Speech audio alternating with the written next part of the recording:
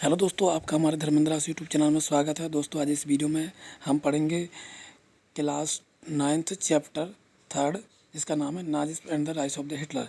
तो इस चैप्टर के बारे में सारा कुछ जानेंगे। बस आपके लिए वीडियो अंत तक देखना, तब ये वीडियो आपके लिए अच्छे से समझ आ पाएगा। यदि आप बीच में ही स्किप करके चले जाएंगे तो आपके लिए कुछ भी समझ नहीं आ पाएगा। तो आपको ये वीडियो अंत तक देखना है, तो ये चैप्टर आपके लिए अच्छे से क्लियर हो जाएगा। तो आइए चलते हैं हमारे चैप्टर की ओर। क्या कहा गया है? Nazism and the rise of the Hitler, Nazism और हिटलर का उदय। ठीक है ना। इन द स्प्रिंग यानी बसंत के मौसम में, स्प्रिंग जिसका अर्थ है बसंत, तो बसंत के मौसम में ऑफ 1945, यह किस समय की बात है? 1945 की बात है, 1945। ठीक है ना। तो बसंत का मौसम चल रहा था उस टाइम पे और 1945 की यह बात है। A little 11 year old German boy, एक छोटा सा बच्चा जिसकी अभी उम्र 11 साल की थी। और वह लड़का कहाँ का था? जर्मन का था। जर्मन एक कंट्री का नाम है जो कि कहाँ पड़ता है? हमारे यूरोप के देश में पड़ता है। ठीक है ना। जैसे कि हमारा इंडिया जो है, भारत जो है, वह कहाँ पड़ता है? एशिया कंटिनेंट में पड़ता है, यानी एशिया महाद्वीप में पड़ता है। ऐसे ही जर्मन एक कंट्री है, देश का नाम है, और वह कहाँ पड़ता है? यूरोप के कंटिनेंट में पड़ता है, यानी यूरोप महाद्वीप में पड़ता है। ठीक है ना। बॉय कॉल्ड हेलमुथ, अब उस लड़के का क्या नाम रहता है? हेलमुथ उस लड़के का नाम रहता है। वॉज लाइंग इन बेड, वह कहाँ पड़ा रहता है? बिस्तर में पड़ा रहता है, यानी बिस्तर में वह सो रहा होता है या पड़ा रहता है। लाइंग जिसका अर्थ होता है पड़े रहना, तो वह बिस्तर में पड़े रहता है। When he over head his parent, जब उसने अपने सर को उठाया। हम क्या होता है भैया, हम सुबह सुबह जब सोते हैं तो हम सोचते हैं, देख लेते हैं भैया सुबह हुआ कि नहीं हुआ, तो इसलिए हम क्या करते हैं? सर को उठाते हैं। इसी तरह उस हेलमुथ नाम के लड़के ने अपने सर को उठाया। His parents discussing something in serious Toons है नहीं, उसके जो माता पिता थे वो क्या इसके ऊपर चर्चा कर रहे थे? डिस्कसिंग कर रहे थे। डिस्कसिंग जिसका अर्थ है चर्चा करना, वाद विवाद करना, यानी चर्चा करना। ठीक है ना। तो उसके माता पिता जो वो क्या कर रहे थे? डिस्कसिंग कर रहे थे, यानी चर्चा कर रहे थे। समथिंग इन सीरियस टून, यानी किसी गंभीर विषय पर बात कर रहे थे, यानी किसी गंभीर विषय पर वह चर्चा कर रहे थे। कौन? हेलमुथ के माता पिता, यानी उसके पेरेंट्स। हिज फादर, यानी उसके पिता जो थे, अ प्रोमिनेंट फिजिशियन, एक प्रमुख क्या थे? प्रोमिनेंट थे, यानी एक प्रमुख फिजिशियन थे। ठीक है ना। Deliberated with his wife whether the time had come to kill the entire family, वह कह रहे थे, क्या कह रहे थे?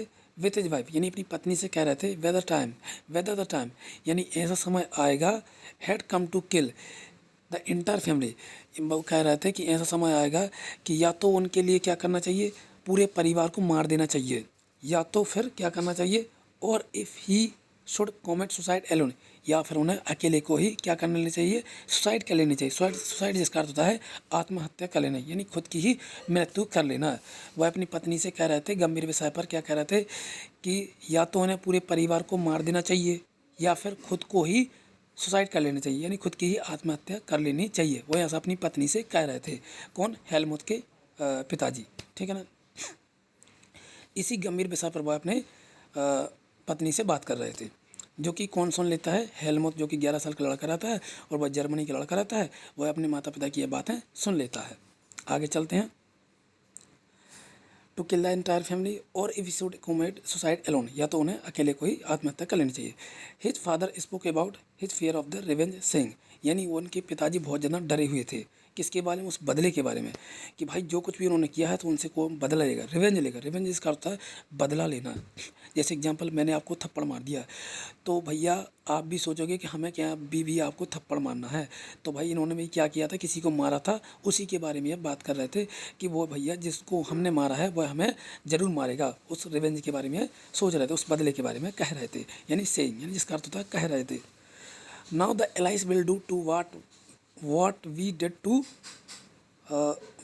to the crippled and Jews, यानी वह कह रहे थे कि हमने जो एलाइज के साथ किया है ना, वही हमारे साथ वह करेंगे, है ना। यानी जो कुछ भी हमने एलाइज और ज्यूस के साथ किया है वो हमारे साथ वही करेंगे जो हमने उनके साथ किया है। इसके बारे में बात कर रहे थे। द नेक्स्ट डे, अगले ही दिन, ही टुक हेलमुथ टू द बूट्स, अगले दिन वो क्या करते हैं? हेलमुथ को जंगल में लेके जाते हैं।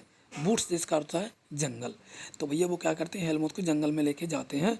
Where they spend their last happy time together, और वो क्या करते हैं? अपने बच्चे के साथ में अच्छा खुशी वाला समय को व्यतीत करते हैं, बिताते हैं। ठीक है ना। टुगेदर यानी बच्चे के साथ में, टुगेदर जिसका अर्थ होता है एक साथ में, तो अपने बच्चे के साथ में वह खुशी वाला समय बिताते हैं।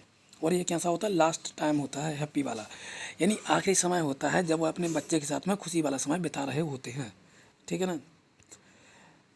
सिंगिंग ओल्ड चिल्ड्रंस सॉन्ग, और वो क्या कर रहे होते हैं, गाना गा रहे होते हैं। कौन से गाना गा रहे होते हैं, ओल्ड चिल्ड्रंस, यानी पुराने गाना गा रहे होते हैं अपने बच्चे के साथ में बैठ के। Later Helmuth's father shoot himself in his office, बाद में क्या होता है कि जो हेलमुथ के जो पिताजी रहते हैं वह खुद को क्या कर लेते हैं, शूट यानी गोली मार लेते हैं। शूट जिस करते हो गोली मार लेना, है ना। हिमसेल्फ किसको मारते, खुद को ही गोली मार लेते हैं। इन हिज ऑफिस, अपने ही ऑफिस में वह खुद को गोली से उड़ा देते हैं। अब आगे चलते हैं।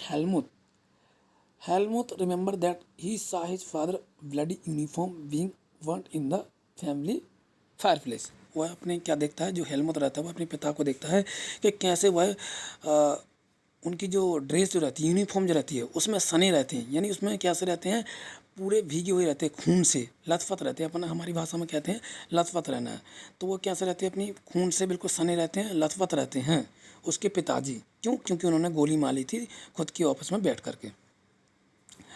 ही साइज फादर ब्लडी यूनिफॉर्म, यानी उनकी जो यूनिफॉर्म जो थी पूरी खून में क्या हो जाती है, लथपथ हो जाती है, पूरी खून में भीग जाती है। Weren't in the family fire place, और वो क्या कर देते हैं, जहाँ पर वो जैसे हम किसी को जलाने जाते हैं ना फायर प्लेस पे, तो वहाँ पे उनको क्या कर दिया जाता है, फायर प्लेस में उन्हें जला दिया जाता है। So traumatized was he why what he had over head and what had happened, यानी वो बच्चा जो रहता है, हेलमुथ जो रहता है, वो भैया इतना ज़्यादा डर जाता है इस चीज़ को देख करके, बहुत ज़्यादा, यानी उसके दिल में, जो उसके बॉडी में एक टाइप का डर बैठ जाता है। भाई हम किसी को मरते हुए देख लेते हैं या किसी का खून करते हुए देख लेते हैं, किसी को खून में लथपथ देख लेते हैं, तो हमारा बॉडी ऑटोमेटिक क्या हो जाता है, डर की भावना हो जाती है। लाइक दैट ओनली, उसके पिताजी जो थे वो ऐसे ही उसके सामने आए थे कि वो खून में सने हुए थे, तो उसके भी अंदर जो बॉडी में जो है, उसके दिल में जो है वो डर बैठ गया था, जैसे हमारे अंदर बैठ जाता है।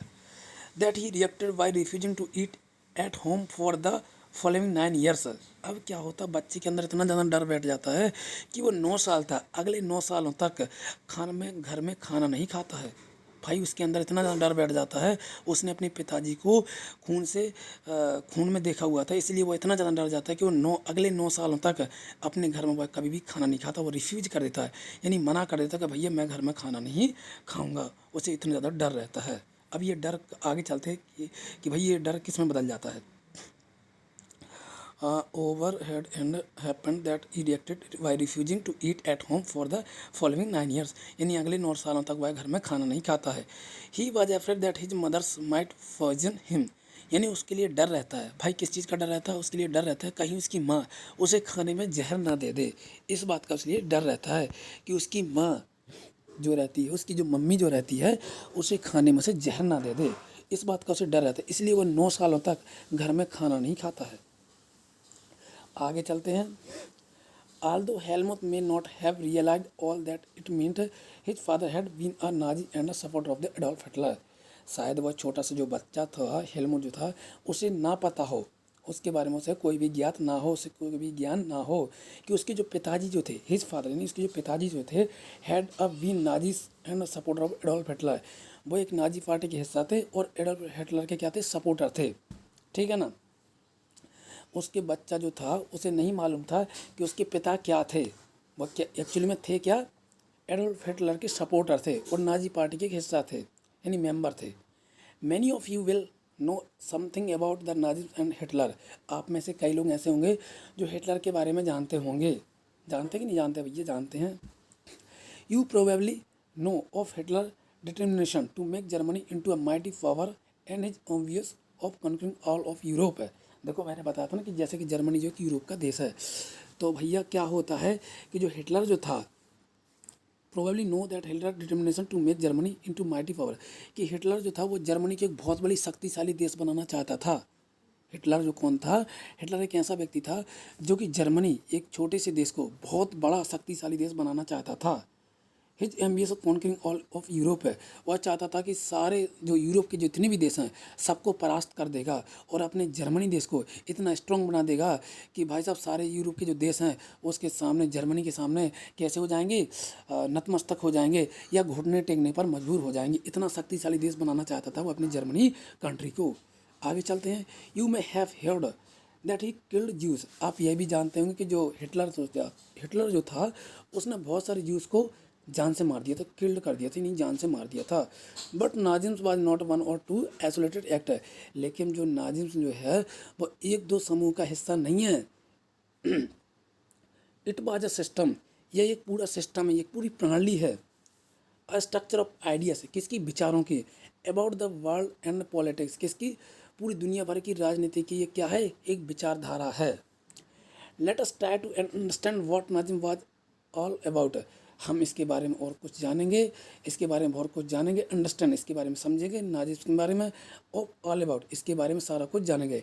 Let us see why the Helmuth father killed himself and what the vases of his father fear. सबसे पहले तो हम ये जान लेते हैं कि भाई साहब जो हेलमुथ जो था उसके पिता जो हैं उसने क्यों आत्महत्या कर ली थी, खुद को क्यों मार लिया था, और उसके लिए क्यों डर ऐसा लग रहा था कि भाई साहब हमें जो है आत्महत्या कर लेनी चाहिए या फिर पूरे परिवार को एक साथ मार देना चाहिए। तो क्यों वो डरे हुए थे, इसके बारे में सबसे पहले हम जान लेते हैं। आगे चलते हैं। आप ये देख सकते हैं कि जो इमेज आपको दिख पा रही होगी, इसमें बीच में जो है ना, जिसकी छोटी छोटी मुस्टिच हैं, मुस्टिच बोले तो मूछें हैं।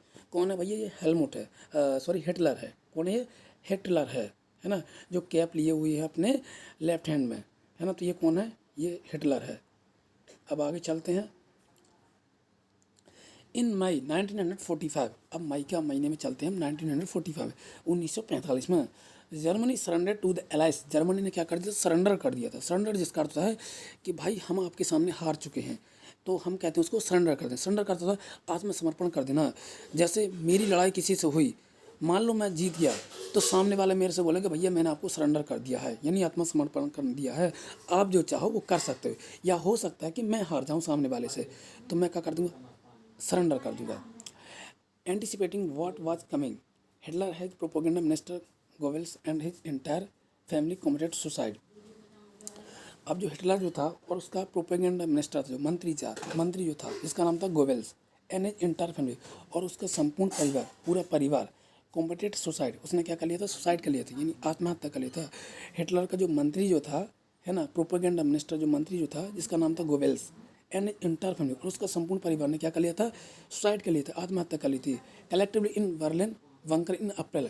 किस महीने में उसने आत्महत्या कर ली थी, आपको ये जो महीने विशेष ध्यान रखना, क्योंकि भाई टीचर लोग जो है जब पेपर बनाती हैं तो महीने जरूर पूछते हैं कि किस महीने में किसने आत्महत्या कर ली, क्योंकि हम हिस्ट्री पढ़ रहे हैं तो हिस्ट्री में डेट का और मंथ का विशेष ध्यान रखना पड़ता है।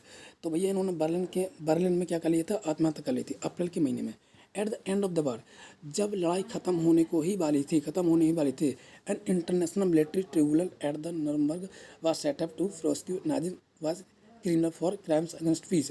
अब क्या होता, जब भैया लड़ाई खत्म ही होने वाली थी, तब ये नर्मबर्ग वाज सेटअप, इन्होंने क्या किया था, एक प्रोसिक्यूट किया था, जिसमें बतलाया गया था कि जो नाजी जो है बाज क्रिमिनल, वो कैसे अपराधी हैं फॉर क्राइम्स, और उन्हें क्या मिलना चाहिए, दंड मिलना चाहिए, against peace for war crimes and crimes against humanity.